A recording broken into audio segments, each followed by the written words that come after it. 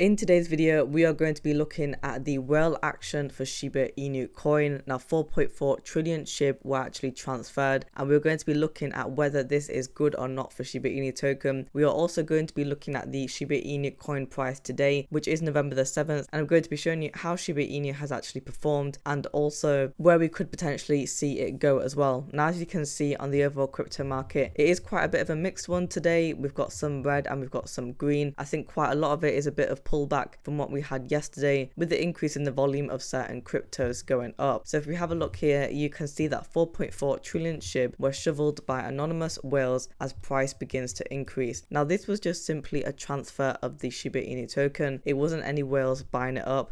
But let's have a look to see what actually went on. So you'll see here that trillions of Shiba Inu were transferred as SHIB price prints rise overnight. And so the whale alert crypto tracker detected a massive SHIB amount moved by a crypto wallet. And the transaction was conducted between wallets tagged by the blockchain tracker as unknown, and it carries several trillion Shiba Inu meme coins. And so how much is a 4.4 trillion SHIB worth? Well, you can see here it says it is evaluated at 35.8 million. And so this is a massive investment, as we do know if crypto whales do transfer between wallets, especially if they transfer it to an exchange, that means they can then sell and make quite good profit, even if the price only goes up by 10% compared to retail traders that only own a small amount. So they've said that the transfer was likely a sale or a crypto whale splitting their SHIB trillions between several wallets that belong to the same owner. They could have bought Shiba Inu coin a couple of weeks ago and then sold it to make some sort of profit, but this whale could have also been splitting up their investment in SHIB token,